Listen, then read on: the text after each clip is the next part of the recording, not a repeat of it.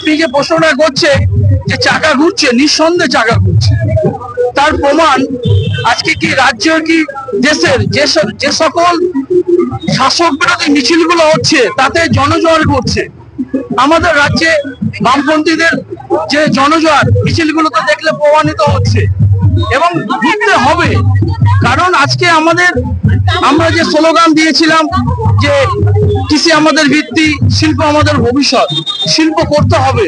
সিঙ্গুরকে বিতাড়িত করার ফলে আজকে বেকার যুবকরা, দেশহারা, আমাদের রাজ্যে কাজ নেই। এবং এই তৃণমূল সরকারকে না হটালে আমাদের যে ছাত্র থেকে শুরু করে যুবক বা মহিলা কেউ রেহাই পাচ্ছে না। শিক্ষার শেষে কেউ কাজ পাচ্ছে না, চাকরিতে দুর্নীতি, সবকিছুতেই দুর্নীতিগ্রস্ত হয়ে পড়েছে। আমাদের এই রাজ্য থেকে এই তৃণমূল সরকার এবং কেন্দ্র সরকার বিজেপি সরকার দুটি একই মুদ্রার এপিট আর ওপিট। কেউ সাধারণত খেটে খাওয়া মেহনত থেকে শুরু করে ছাত্র যুবক কারোর সঙ্গে প্রসঙ্গে কথা বলছে না, সকলে ওদেরকে ধর্ম নিয়ে কথা বলছে এবং এই মানুষের যে পেটে রুজি রোজগারের কথা কেউ বলছে না। কি বিজেপি কি তৃণমূল, সকলেই আজকে একে অপরের দোষারোপ করছে। শুভেন্দু অধিকারী সকালে মমতাকে দোষারোপ করছে, খিস্তে খাসর করছে, মমতা ব্যানার্জি বিকালে গিয়ে শুভেন্দু অধিকারী খিস্তে খাসর করছে। কিন্তু যে সকল শিক্ষক ছেলেরা শিক্ষার শেষে তারা চাকরি পাচ্ছে না, তাদের কথা কেউ বলছে না। খেটে খাওয়া মেহনতি মানুষের আমরা বামপন্থীরা যে বলছি নিম্নতম মজুরি প্রত্যেককে 650 টাকা করে দিনে মজুরি দিতে হবে, সে কথা কিন্তু বামপন্থী তৃণমূল বা বিজেপি কেউ বলছে না। মহিলাদের নিরাপত্তা নেই, সে কথা কেউ বলছে না। কেবলমাত্র এই খেটে খাওয়া মেহনতি মানুষ থেকে শুরু করে ছাত্র যুবক সকলের কথা, এই দেশের উন্নয়নের কথা কেবলমাত্র কমিউনিস্ট বা বামপন্থীরাই বলছে। সেই জন্য বলছি, সেই পরিপ্রেক্ষিতে এবং সকলে দুর্নীতিগ্রস্ত। কি বিজেপি কি তৃণমূল, ইলেকট্রন বন্ডে বিজেপি প্রায় 7,000 কোটি টাকা সে চাঁদা তুলেছে, মানে ঘুর পথে ঘুষ নিয়েছে। আবার পক্ষান্তরে রাজ্যে তৃণমূল সরকার ইলেকট্রনের বন্ডে নাম করে প্রায় 1700 কোটি টাকা চাঁদা নিয়েছে।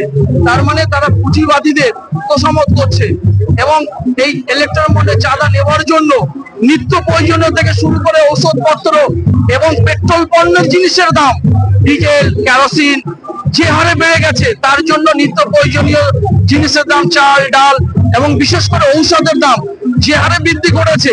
এবং এই ধরনের কথাবার্তা একমাত্র আমরা কমিউনিস্টরাই বলছি, বামপন্থীরাই বলছি।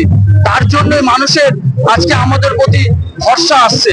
সেইগুলো থেকে পরিপ্রেক্ষিতে বলা যায় যেতে পারছে চাকা ঘুরছে এবং এই ভবিষ্যৎ, এই রাজ্যের বা দেশের ভবিষ্যৎ এই বামপন্থীরা ছাড়া এই সাধারণ মানুষের কেউ উপকারে আসতে পারে না। স্যার, একটা ওষুধের দাম আপনি ভাবুন, প্যানফর্টির দাম আজ থেকে কয়েক মাসের আগে ছিল 5 টাকা 70 পয়সা, সেই প্যানফর্টির দাম এখন হচ্ছে 14 টাকা।